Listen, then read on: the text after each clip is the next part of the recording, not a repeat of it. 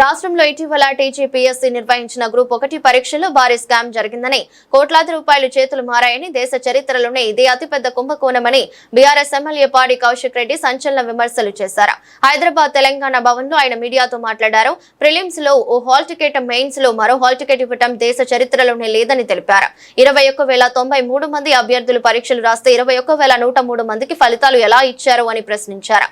10 మంది అదనంగా ఎక్కడి నుంచి వచ్చారో తెలంగాణ యువతకు రాష్ట్ర ప్రభుత్వం సమాధానం చెప్పాలని డిమాండ్ చేశారు. 654 మందికి ఒకే రకమైన మారులు ఎలా వచ్చాయని అనుమానం వ్యక్తం చేశారు. తాను టీజీపీఎస్సీ వెబ్సైట్ నుంచి సమాచారాన్ని సేకరించి మాట్లాడుతున్నానని చెప్పుకొచ్చారు.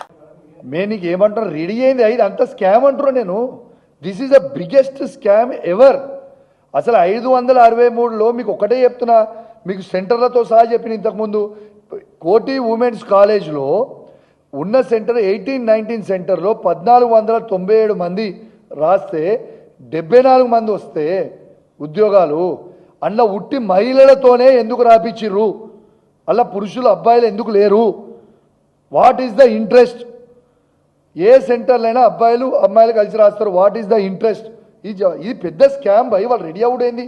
This is the scam. ఇది మొత్తం క్యాన్సిల్ చేయాలంటారు. నేను ఇలా హాల్ టికెట్ నెంబర్ 470 to 471 చెప్పిన అందరికీ 654 మంది అందరికీ సేమ్ మార్క్స్ ఉంటాయి. అబ్బాయి ఎక్కడన్నా ఇంకొక హాల్ టికెట్ నెంబర్ చెప్పిన 201 నుంచి ఏదో చేంజ్ హాల్ టికెట్ నెంబర్ చెప్పిన అది 702 మందికి సేమ్ మార్క్స్ ఉంటాయా? ఎట్లా వస్తాయి సేమ్ మార్క్స్? ఒక్క మార్కు తప్పు లేకుండా సేమ్ మార్క్స్ ఉంటాయా? అది ఎట్లా సాధ్యము? ఇది 100% this is the biggest scam in Telangana. 100% ఇది ఖచ్చితంగా రద్దు చేయాలి. దీని మీద జ్యుడిషియరీ ఎంక్వైరీ అయినా చేయాలి, లేకుంటే సిబిఐ ఎంక్వైరీ అయినా చేయాలి. ఈ రాష్ట్రంలోనే కేంద్ర హోంమంత్రి ఈ రాష్ట్రం నుంచే ఉన్నారు, బండి సంజయ్ గారు. మీ బీజేపీ పార్టీకి చిత్తశుద్ధి ఉంటే దీని మీద సిబిఐ ఎంక్వైరీ అయ్యానంటున్నా నేను.